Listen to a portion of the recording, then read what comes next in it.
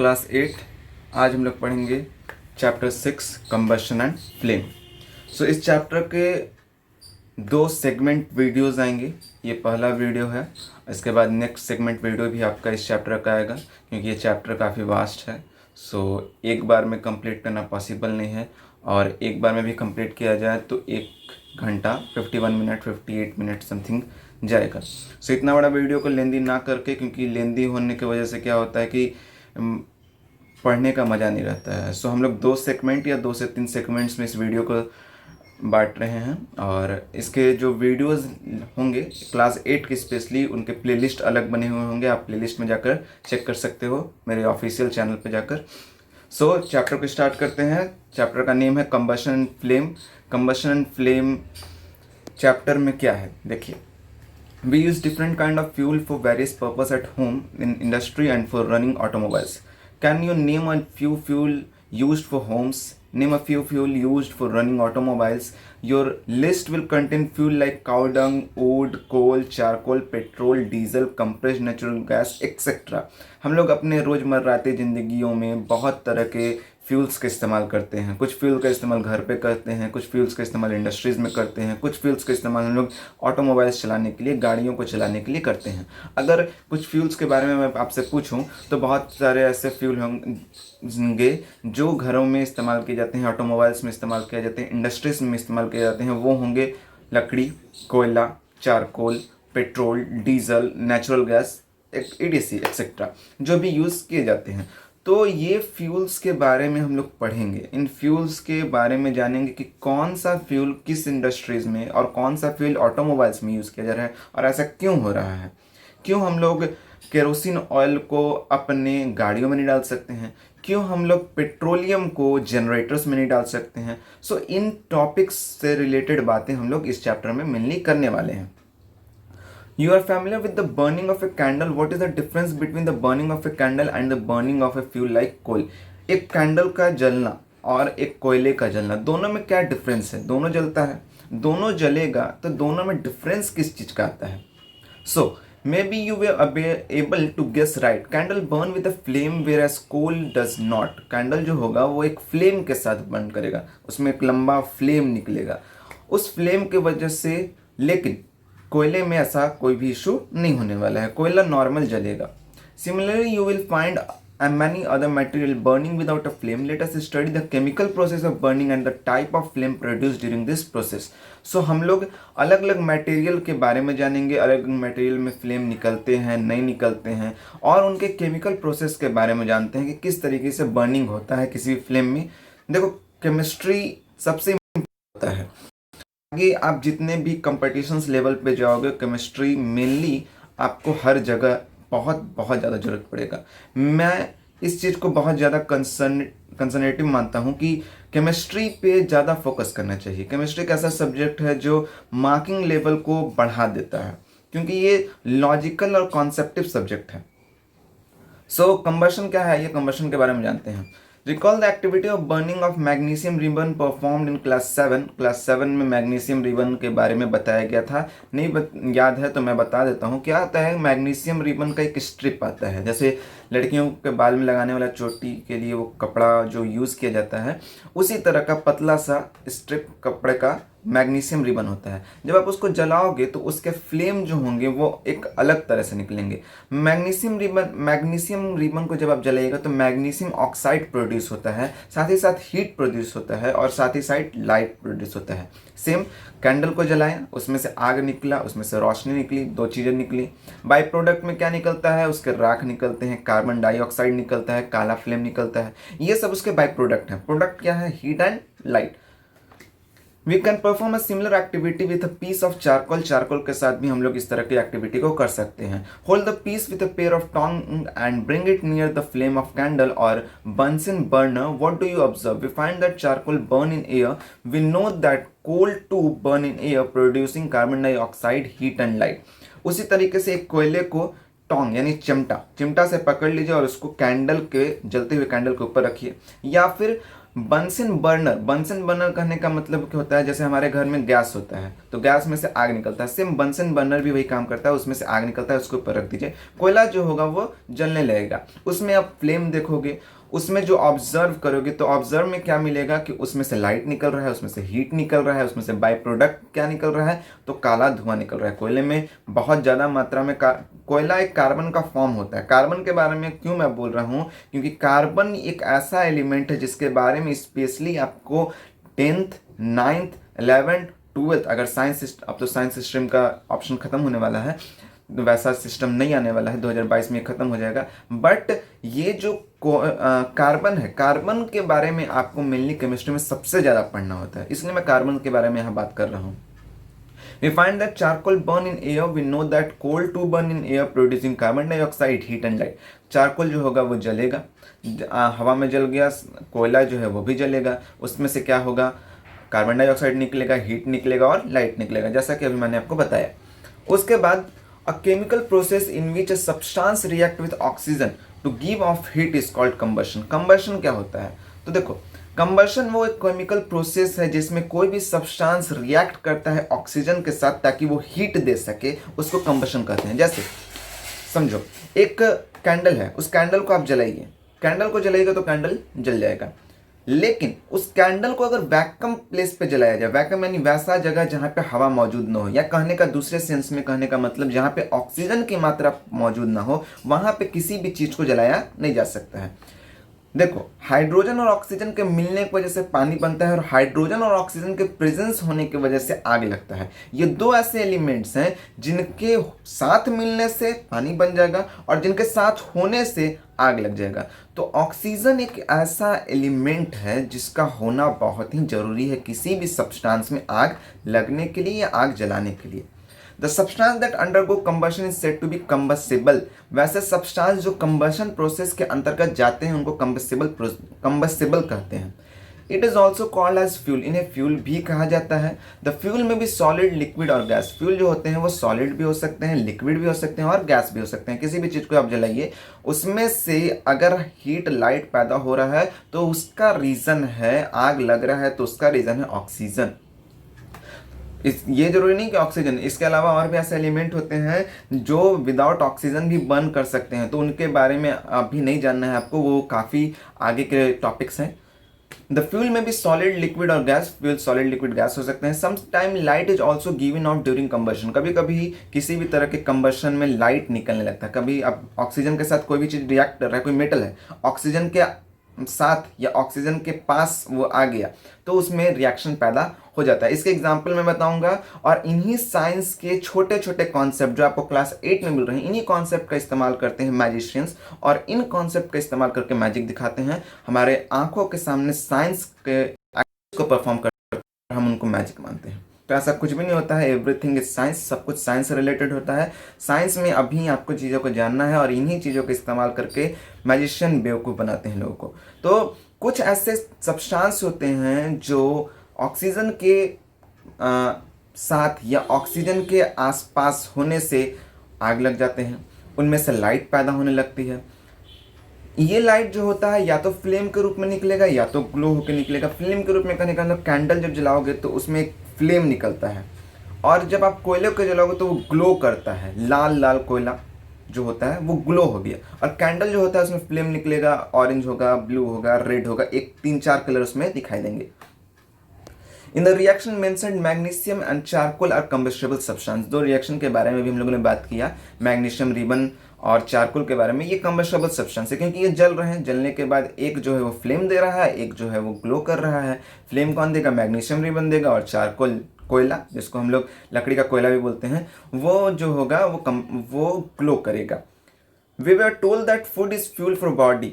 बूझों का एक माइंड में विचार आ रहा है कि हमें बोला जाता है कि हमारे बॉडी के लिए फ्यूल क्या है, हमारा भोजन। और सही बात है, बिना भोजन का हम लोग किसी भी तरह की एक्टिविटी को परफॉर्म नहीं कर सकते हैं। अगर 2-3 दिन भूखे रह जाए, 3-4 दिन भूखे रह जाएं, तो हमारा बॉडी जो होगा वो उतना काम के लायक नहीं रहेगा, थक जाएगा, चक्कर आने लगेगा। तो हमारे लिए फ्यूल एक्चुअली में वो है।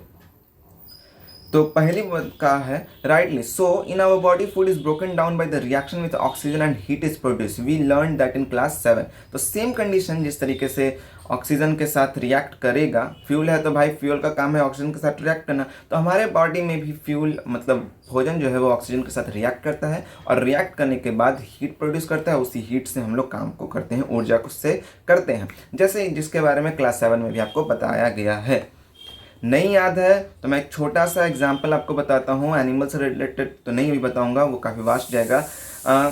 जो प्लांट खाना बनाते हैं जिस प्रोसेस की वजह से, फोटोसिंथेसिस प्रोसेस, उसमें मेनली क्या बनता है बाय प्रोडक्ट, उस चीज़ को याद कीजिए। उस चीज़ को अगर आप याद कर पा रहे हैं तो समझिए कि आपको समझ में आएगा, उस पर ध्यान दो। एक्टिविटी 6.1 में यहाँ पे एक एक्टिविटी दिया है, थोड़ा सा एक्टिविटी हम लोग करके तो देख नहीं पाएंगे, बट मैं एक्टिविटी आपको समझाता हूँ। क्या करना है, एक मोमबत्ती लेना है, उस मोमबत्ती को आराम से जला देना है, मोमबत्ती जल गया। उसके बाद क्या करना है, एक ग्लास का बीकर लेना है, उसका ऊपर का एरिया जो होगा वो खुला हुआ रहेगा, नीचे का एरिया भी खुला होगा। उसको क्या करना है, उस कैंडल के अंदर रख देना है, जैसा कि आपको यहाँ फिगर में दिया हुआ है, फर्स्ट फिगर में। तो फिगर में दिया हुआ है तो क्या हो रहा है कि ये जो है यहाँ पे ढका हुआ है, ग्लास का कंटेनर रख दिया गया है। अगर ग्लास का कंटेनर नहीं रखें, ऊपर का एरिया को खाली रखते हैं, तो भी ये कैंडल आसानी से जलेगा। लेकिन अगर वो जो कंटेनर शीशा का आप रख रहे हो उसके ऊपर, उसके ऊपर के सरफेस भी बंद हो, तो क्या होगा, वो कैंडल जो है वो बुझ जाएगा। क्यों ऐसा हुआ, यही प्रोसेस हमें ये बताता है, यही एक्टिविटी हमें ये बताता है कि oxygen is very important to burn anything. किसी भी सब्सटेंस को जलने के लिए ऑक्सीजन का होना बहुत ही अनिवार्य है। इसमें क्या हुआ, जब आपने उस कैंडल को उस बर्तन के कारण, उस ग्लास के कारण कवर कर दिया, तो उसके अंदर जितना ऑक्सीजन था उतने देर वो कैंडल जल पाया। जब आपने उस बर्तन को रख दिया, उस ग्लास को रख दिया, तो क्या हुआ, ऑक्सीजन अब उसको नहीं मिल पा रहा है। जब ऑक्सीजन नहीं मिल पा रहा है तो कैंडल ऑटोमेटिकली क्या हो जाएगा, बुझ जाएगा। इस एक्टिविटी को मैं आपको इस एक्टिविटी के बेसिस पे एक छोटा सा एग्जाम्पल देता हूँ, एक छोटा सा टेस्ट आप डेमो कर सकते हो। आपको क्या करना है, एक कैंडल लेना है और उस कैंडल को जला लेना है, थोड़ा सा पानी लेना है कंटेनर में, उस और कैंडल को किसी एक ऐसे कागज़ पे या किसी सरफेस पे रख देना जिस पे वो कैंडल सीधा खड़ा रह सके। उस पे कैंडल खड़ा है और थोड़ा सा पानी लेंगे एक कंटेनर में और ये कैंडल को उसके ऊपर रख देंगे। आपको एक ग्लास लेना है, आपको क्या करना है, ये आपके ब्रेन आईक्यू टेस्ट का क्वेश्चन है। आपको क्या करना है, उस ग्लास को बिना उस कंटेनर में जिसमें पानी है उसमें डाले हुए उसके अंदर पानी ले आना है। आप ये कैसे करोगे वो आप हमको कमेंट सेक्शन में बताओ, या फिर you can message it on our group, school group भी है, उस पर भी मैसेज कर सकते हो। और प्लीज़ इंटरनेट का यूज़ नहीं कीजिएगा, ये आईक्यू बेस्ड क्वेश्चन है। आपका आईक्यू लेवल कितना है वो उसके लिए आपको ये बोला गया है। क्वेश्चन को अगर क्वेश्चन नहीं समझ में आया हो तो आप पीछे में 5-10 सेकंड बैक कर लेना, वहाँ से क्वेश्चन पढ़ समझना, उसके बाद आपको क्लियर हो जाएगा कि मैं क्या बोलने की कोशिश कर रहा हूँ। नहीं होता है तो इसके एक्टिविटीज़ जो होंगे, जब लाइव सेशन क्लासेस आएंगे तो हम लोग उसको सामने से करेंगे। Can you name some most substance which are combustible, you can add those table 6.1। Table 6.1 में कुछ सब्सटेंस दिए हुए हैं जो कंबसेबल या नॉन कंबसेबल है। वुड, लकड़ी भाई कंबसेबल है, बिना ऑक्सीजन का जलेगा ही नहीं। पेपर कंबसेबल है। आयरन नेल, आयरन नेल जलेगा, आयरन नेल ग्लो करेगा। Kerosene oil, kerosene oil substance जलने वाला नहीं, जलाने वाला है। स्टोन पीस नहीं जलेगा। स्ट्रॉ जल जाएगा, गल जाएगा, जलेगा भी नहीं, गल जाएगा। वो जलेगा भी गलेगा भी, दोनों चीज़ होगा। चारकोल ग्लो करेगा, मैच स्टिक जलाएगा। तो और भी सब्सटेंस आप ऐड कर सकते हो कि वेदर सब्सटेंस इज कंबसेबल और whether substance is non combustible. Combustible का भी मैंने आपको डेफिनेशन बता दिया। Let us investigate condition under which combustion take place. अब वो कौन कौन से कंडीशन हैं जिनके वजह से कंबशन होता है।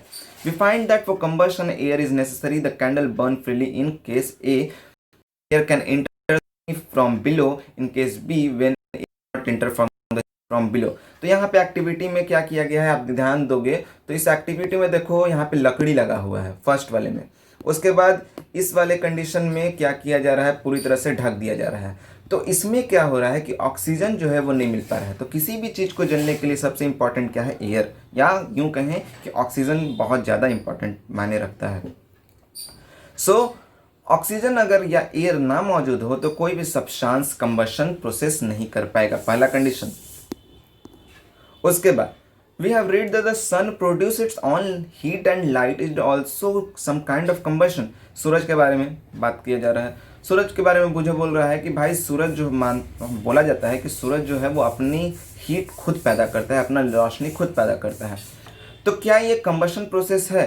तो एक्चुअली में ये कंबशन प्रोसेस नहीं है, ये न्यूक्लियर रिएक्शन प्रोसेस है। मैंने पहले ही बोला कि हर चीज़ के लिए ऑक्सीजन का होना जरूरी नहीं है। स्पेस में कोई ऑक्सीजन नहीं होता है, ऑक्सीजन नहीं होने के वजह से भी सूर्य में आग लगा हुआ है, दैट इज न्यूक्लियर रिएक्शन। इस रिएक्शन के बारे में हम लोग हायर क्लासेस में जानेंगे, और ये रिएक्शन जो होता है इसके बारे में मैं छोटा सा एक्सप्लेनेशन करता हूँ कि न्यूक्लियर रिएक्शन एक ऐसा प्रोसेस है जिसमें चीज़ें ऑटोमेटिकली बर्न होने लगती है, रिएक्ट कर करके एक दूसरे के साथ रिएक्शन पैदा करेगा, और उस रिएक्शन के वजह से ऊष्मा निकलती है, और उस ऊष्मा की वजह से रोशनी और आग निकलता है। तो इसके बारे में जब आप साइंस को हायर स्ट्रीम पे ले जाओगे, ग्रेजुएशन लेवल के ऊपर ले जाओगे, तब आपको ये चीज़ें समझ में आएंगी, काफ़ी अच्छे से समझ में आएंगी। एक्टिविटी 6.3 यहाँ पे दिया है, क्या दिया है कि place a piece of burning wood और charcoal on an iron plate और तवा, cover it with a glass jar or a tumbler or a transparent plastic jar. Observe what happened. Does charcoal stop burning after some time? Can you think of reason why it stop burning? तो एक activity दिया है, कहा है कि कोयला ले लो, जलता हुआ कोयला, उसको तवा पे या आयरन प्लेट पे रख दो और उसके ऊपर ग्लास रख दो। ठीक है, ग्लास रख दो या किसी भी तरह का कंटेनर रख दो, ट्रांसपेरेंट कंटेनर रख दो, और कुछ देर बाद देखो कि क्या वो जल रहा है या नहीं जल रहा है। अगर जलना बंद हो गया तो क्या आप इसके रीज़न बता सकते हैं? अगर आपको रीज़न पता है तो कमेंट सेक्शन में बताइए क्या हो सकते हैं रीज़न इसके। You might have heard that when the cloth of a person catch fire, the person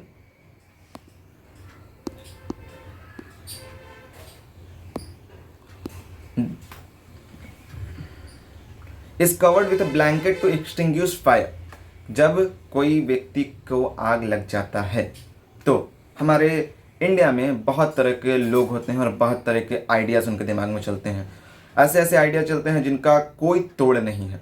जैसे किसी आदमी के हाथ या पैर जल गए या शरीर, हाथ पैर छोटा सा जल गया, तो क्या करते हैं कुछ गाँव, मैंने देखा है कुछ गाँव की औरतें क्या करेंगी, कोलगेट पेस्ट जो होता है, जो ब्रश करने के लिए कहता है, वो लगा देंगी, या फिर पानी से उसको भिजाने शुरू करेंगे। ये गलत है, बिल्कुल गलत है। कोई भी व्यक्ति जब जलता है तो कोशिश, जैसे कोई आदमी पूरा जल गया तो उस आदमी को क्या किया जाता है, ब्लैंकेट से, चादर से उसको ढक दिया जाता है। चादर से क्यों ढका जाता है, क्वेश्चन यहाँ पे उठता है। Does a match stick burn by itself? दूसरा क्वेश्चन है कि क्या एक मैच स्टिक खुद ब खुद जल सकता है? माचिस का तिल्ली लिए, उसको हवा में रखें, ऑक्सीजन मिल रहा है, जल जाएगा? क्यों नहीं जल रहा है? क्या जल रहा है? दोनों क्वेश्चंस अराइज हो रहे हैं। और जलेगा भी तो कैसे जलेगा? You must have had an experience of burning a piece of paper. Does it burn when a burning match stick is brought near it? जब एक कागज को जलाना होता है तो एक कागज लिया, एक मैच स्टिक लिया, दोनों को पास में रखें, ऑक्सीजन चारों तरफ है। मैंने तो बोला कि भाई ऑक्सीजन के वजह से जल जाएगा, ऑक्सीजन के कारण आग लगती है। तो एक कागज लिया, एक माचिस का तिल्ली लिया, दोनों के पास में रखा, क्या आग लगेगी? नहीं लग सकती है। पॉसिबल है? नहीं पॉसिबल।